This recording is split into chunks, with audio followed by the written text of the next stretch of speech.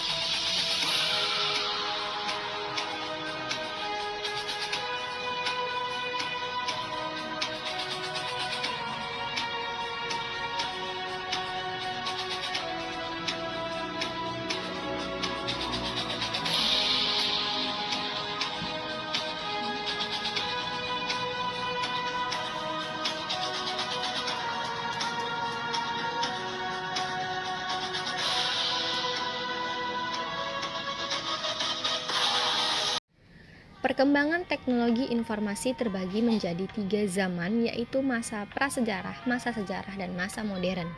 Yang pertama adalah masa prasejarah. Teknologi informasi pada masa ini dikembangkan oleh manusia yang berfungsi untuk pengenalan bentuk-bentuk yang mereka kenal, seperti informasi yang terdapat pada dinding gua, yaitu gambar tentang berburu dan binatang buruannya. Pada masa ini, manusia mengkomunikasikan pikiran, pengetahuan, dan gagasannya ke lingkungan sosialnya secara verbal dan dalam beberapa kasus dengan menggunakan simbol-simbol material berupa ukiran pada batu, dinding gua, atau mengekspresikan makna sesuatu melalui gerakan tubuh seperti tangan, ekspresi wajah, dan lain sebagainya. Yang kedua adalah masa sejarah. Masa sejarah dimulai pada tahun 3000 sebelum Masehi. Untuk pertama kalinya, tulisan digunakan oleh bangsa Sumeria dengan menggunakan simbol-simbol yang dibentuk dari piktograf sebagai huruf. Simbol atau huruf-huruf ini mempunyai bentuk bunyi yang berbeda-beda, sehingga mampu menjadi kata, kalimat, dan bahasa. Pada masa sejarah ini pula, teknologi informasi belum menjadi massal seperti sekarang ini. Teknologi informasi masih digunakan oleh kalangan-kalangan terbatas saja, dan digunakan pada saat-saat khusus karena harganya yang relatif mahal. Yang ketiga adalah perkembangan teknologi informasi pada masa modern. Pada era modern ini, teknologi informasi berkembang pesat dan sangat berhubungan dengan bidang komunikasi. Manusia di seluruh dunia dapat terhubung dengan mudah karena adanya jaringan internet.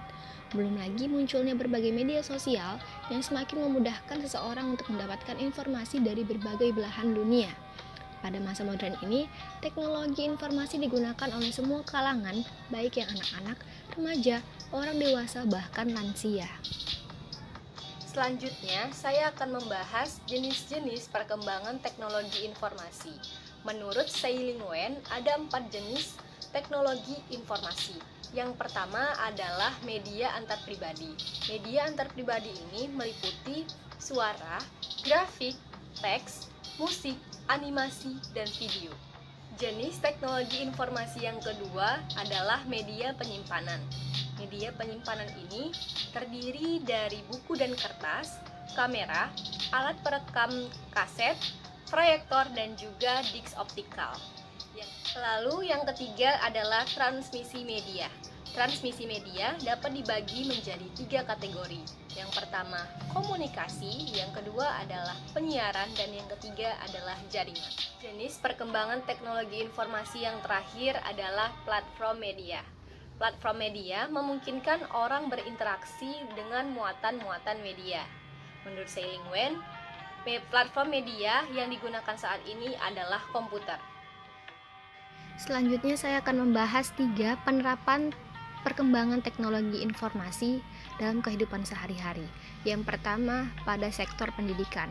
Dalam sektor pendidikan, akibat dari perkembangan teknologi menyebabkan sumber belajar pendidik dan peserta didik tidak lagi terpaku pada buku cetak saja, tetapi juga sudah bisa mengakses secara online di Google. Dengan kemajuan teknologi informasi ini pula, memungkinkan terjadinya pembelajaran jarak jauh atau yang biasa disebut dengan e-learning dengan mengkombinasikan dengan media pembelajaran yang lebih kreatif, variatif melalui video, audio, animasi, dan lain sebagainya. Yang kedua dalam sektor perbankan.